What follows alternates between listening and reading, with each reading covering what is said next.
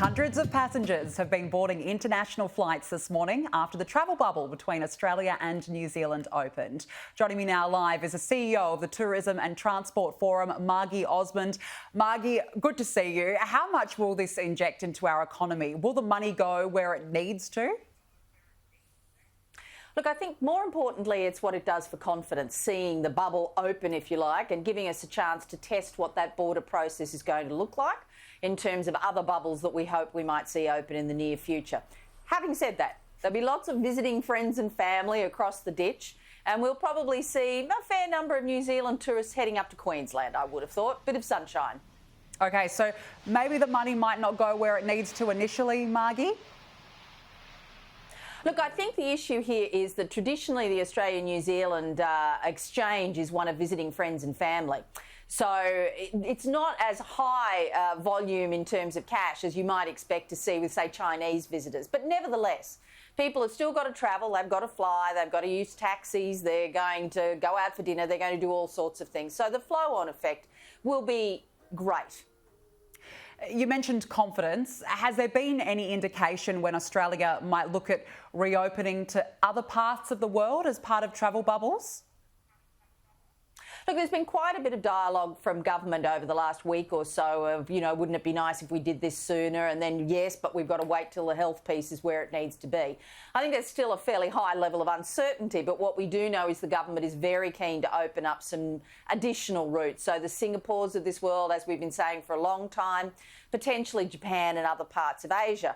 But the other thing that's different now to 6 or 7 months ago is an extraordinarily successful vaccination rollout process in the UK and the US, and that might change where they are in the pecking order, if you like, for reopening.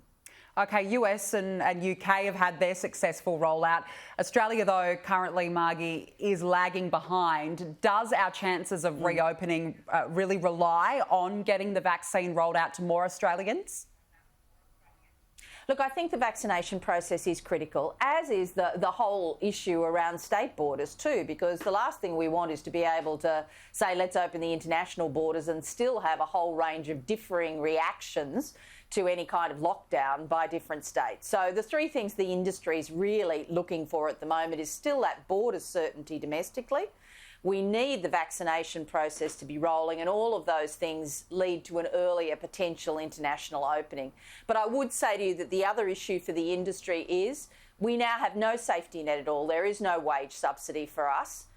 And unfortunately, I think many of those decisions will have been made predicated on a different rollout of the vaccine process. And I really believe that government is going to have to look differently at supporting those parts of our industry that are internationally exposed.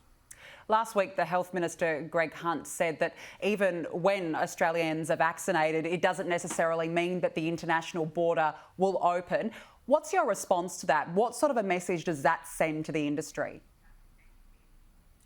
Look, we need certainty around the language that comes from government too. The tourism industry has been very clear from moment one that we understand and accept the health priority has to be core to this. But what we do need is everybody singing from the same song sheet. As you rightly point out, the Health Minister has been saying, oh, don't think you're necessarily going to open just because you're vaccinated. And yet in other parts of government, we're hearing a somewhat more bullish and optimistic approach. Let's hope it falls on the bullish and optimistic side while still maintaining the safe and healthy side.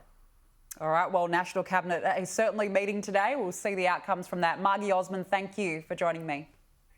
My pleasure.